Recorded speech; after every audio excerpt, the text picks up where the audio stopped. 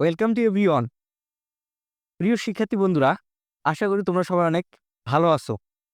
কৃষিগুচ্ছ যাদের শেষ ভরসা, যে একটা ভুলের কারণে তোমার কৃষিগুচ্ছের চান্স মিস হইতে পারে। কি সেই ভুলটা? এইটা নিয়ে আজকের এই ভিডিওতে আমি আলোচনা করব। তো প্রিয় শিক্ষার্থী বন্ধুরা, তোমরা যারা 2024-25 শিক্ষাবর্ষে কৃষিগুচ্ছে ভর্তি পরীক্ষা দিবা, ফার্স্ট টাইমার এবং সেকেন্ড টাইমার, তোমাদের জন্য খুবই খুবই গুরুত্বপূর্ণ একটা বিষয় হচ্ছে আজকের এই ভিডিওটা। তো তোমরা যদি কৃষিগুচ্ছে চান্স পেতে চাও তাহলে অবশ্যই আজকের এই ভিডিওটা তোমাদেরকে দেখতেই হবে। তো প্রিয় শিক্ষার্থী বন্ধুরা, তোমরা যারা আমার চ্যানেলটাকে নতুন দেখতেছো তাদেরকে অনুরোধ করব আমার চ্যানেলটা সাবস্ক্রাইব করার জন্য। আর যারা সাবস্ক্রাইব করছো তাদেরকে অসংখ্য অসংখ্য ধন্যবাদ। কৃষিগুচ্ছ ভর্তি পরীক্ষাতে তোমরা দিবা, তোমরা যারা এখন পর্যন্ত কিন্তু অনেকগুলো বিশ্ববিদ্যালয়ে কিন্তু রেজাল্ট পাবলিশড হয়েছে। ঢাকা বিশ্ববিদ্যালয়ে এই ইউনিটের রেজাল্ট এখনো পাবলিশড হয়নি। তো তোমরা অনেকেই খুব দুশ্চিন্তার মধ্যে আছো যে তোমাদের কি হবে আসলে। এখন পর্যন্ত কোনো বিশ্ববিদ্যালয়ে তোমাদের চান্স হইল না। এটা নিয়ে দুশ্চিন্তার কিছু নাই। হ্যাঁ? তো আসলে আমি আজকে তোমাদের সাথে আলোচনা করব যে কিভাবে তোমরা পড়বা, কিভাবে তোমাদের কোন ভুলগুলো তোমার করা যাবে না। ১ম যে স্টেপ সেটা হচ্ছে যে সিলেবাস পুরোপুরি কাভার করো। মানে তোমাকে অবশ্যই সিলেবাস কাভার করতে হবে। সেটা কি করতে হবে? এটা হচ্ছে এইচএসসি। আমি তোমাদেরকে এই এই বিষয়টা বলার পর তারপরের টপিকে কিন্তু বলব যে একটা ভুল তোমাকে করা যাবে না। এই ভুলটা করলেই কিন্তু তোমাদের কি চান্স মিস হওয়ার সম্ভাবনা 99%। এইচএসসি সিলেবাসের উপর নির্ভর করে, তাই বোর্ড বই আগে শেষ করতে হবে। তার মানে তোমাদেরকে বোর্ড বই আগে শেষ করতে হবে। গুরুত্বপূর্ণ অধ্যায়গুলো তোমাদেরকে এখন থেকে কিন্তু পড়তে হবে। তোমাদের যাদের শেষ ভরসা কৃষিগুচ্ছ, এমসিকিউ ঠান্ডা মাথায় তোমাকে দাগাইতে হবে। বিষয়টা এইরকম। ৩ নাম্বার যে বিষয়টা আমি এখানে রাখছি সেটা হচ্ছে সময় ম্যানেজমেন্ট বা টাইম ম্যানেজমেন্ট। সেজন্য তোমাকে প্রতিদিন একটা করে কি মডেল টেস্ট দিতে হবে। কৃষিগুচ্ছ ভর্তি পরীক্ষা এখনো সময় আছে।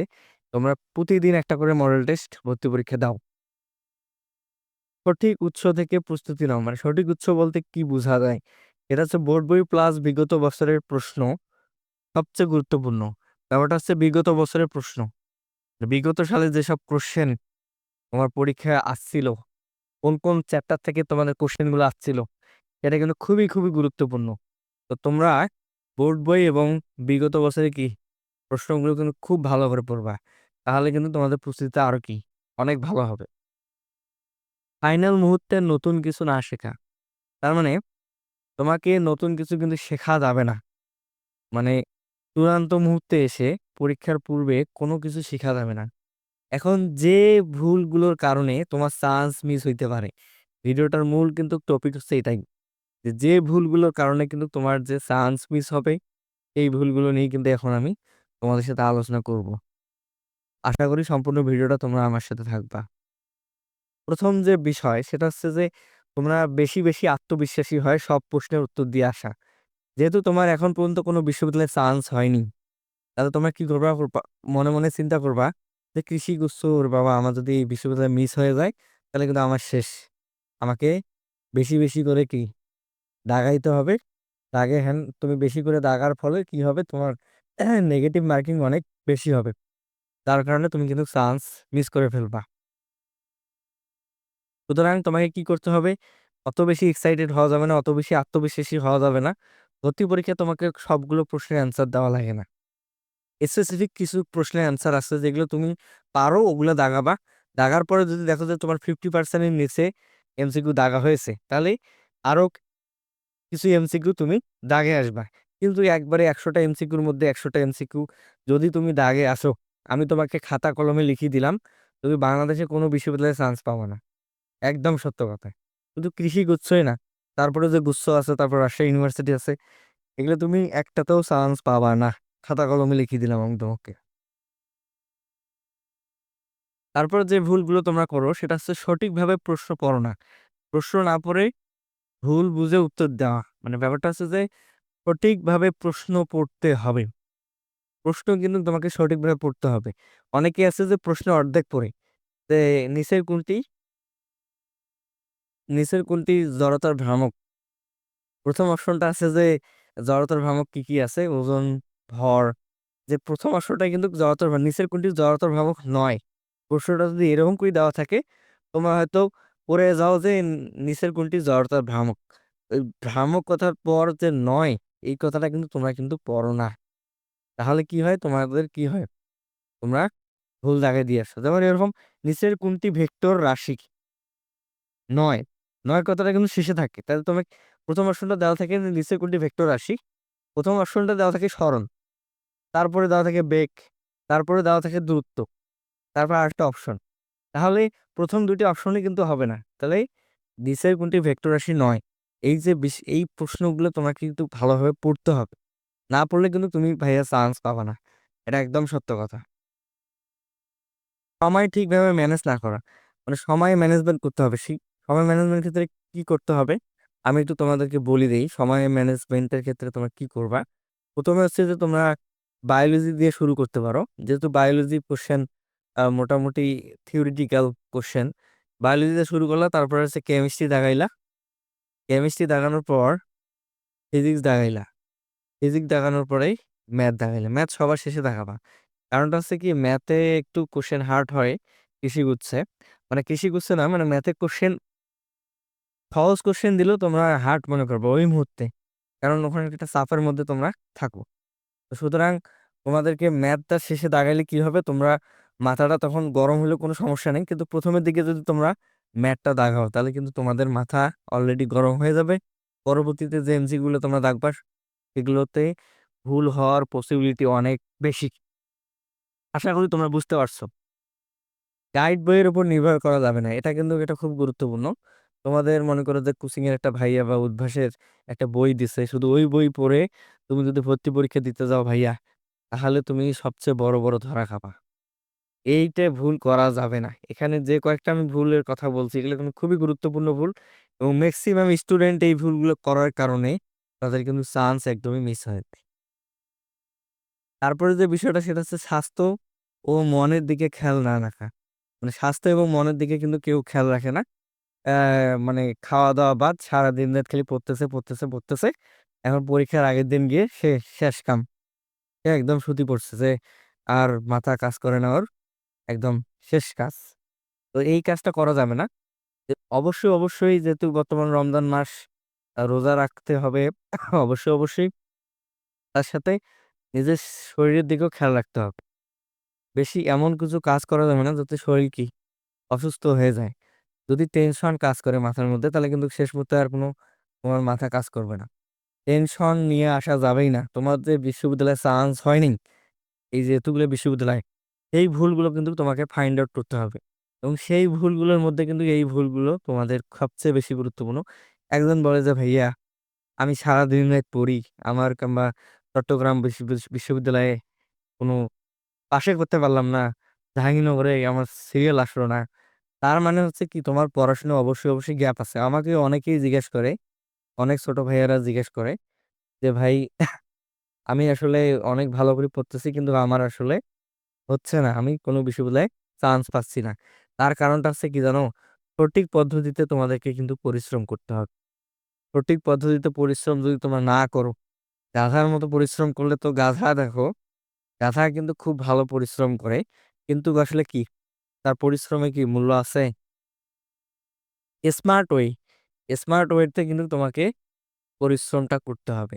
তা না হলে তুমি যদি সারাদিন ভাই বই পড়ো, এখন মনে করো যে তোমাকে বলা হইলো যে তুমি ফিজিক্সের ভেক্টর অধ্যায় সারাদিন মুখস্থ করছো, কৃষি গুচ্ছের ভেক্টর অধ্যায় থেকে কি ধরনের কোশ্চেন, তুমি যদি এখন কৃষি গুচ্ছের ভেক্টর অধ্যায় নদী নৌকার অঙ্ক, তারপর কঠিন কঠিন যে ম্যাথ গুলো আছে সেগুলো নিয়ে যদি তুমি এখন বসো, তাহলে কি তোমার হবে? কখনোই হবে না। তোমাকে কি করতে হবে, স্মার্ট ওয়ে।